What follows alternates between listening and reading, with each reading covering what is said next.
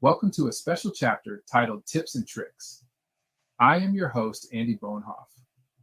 We like to offer a tips and tricks video every few chapters to go over small details that we may have overlooked in previous videos. In this video, we will be going over tips and tricks for the table of contents. We will discuss items like grouping layers, using the list by options, searching within the table of contents, and a few more. Let's get started. Okay, back to our Pro project. I have added a couple extra layers into our table of contents for this demo. These 5 layers that I have highlighted here are all layers from Archer County in Texas. Now, in this example, I want to group all 5 of these layers into a single group. Creating a layer group is a handy way to consolidate and organize your spatial data in a project. I am going to highlight these 5 layers, then right-click, and then click Group.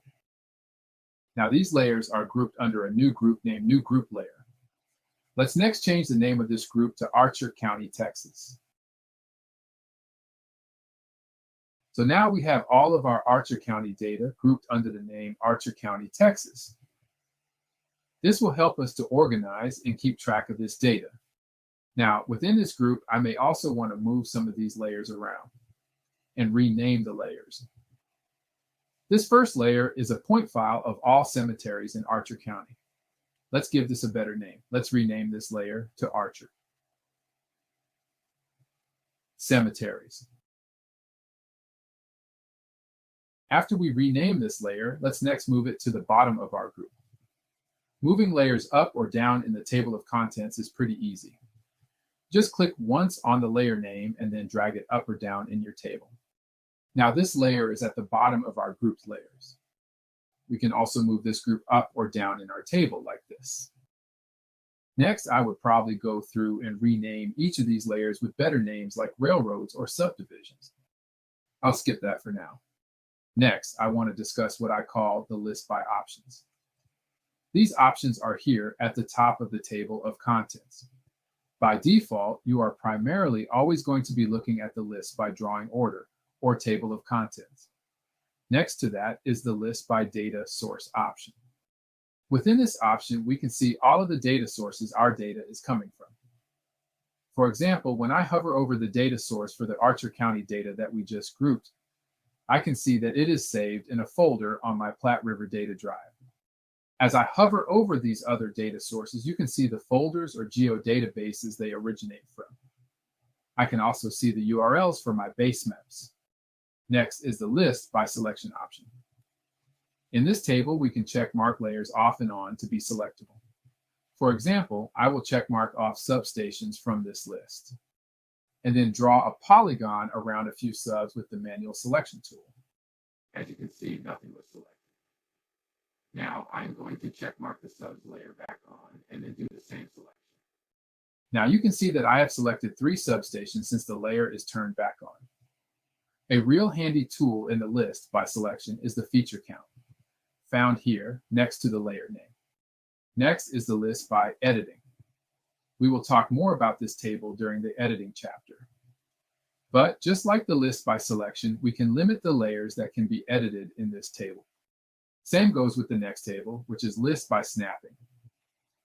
We will also discuss snapping in the editing chapter, but this table can be used to limit what layers have snapping turned on. Next, let's take a quick look at a couple other interesting options in the list by drawing order or table of contents. First is the filter option in our table of contents. I am going to click on this filter button here and then click on visible. This is going to show us all visible layers from our table of contents. Currently, all of our layers are turned on. Filtering by visible layers will only show us layers that are currently turned active or visible. You can see here, as I start to turn layers off, they disappear from my table. This is because we are filtering on visible layers only. When I turn that filter off, all my layers are back. There are options to filter by layers with definition queries, imagery layers, and quite a few more. This is a good option when you are looking for specific layers within your table of contents. Last, I wanted to show you the searching option in the table of contents. Imagine you have a pro project map with a few dozen different layers made up of multiple groups.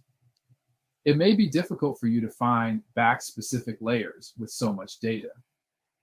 So what I'm going to do here is search for a layer. Let's search for substations. You can see when I type in substations and hit enter, I now am only seeing my substation layer. Let's next search for our roads layer.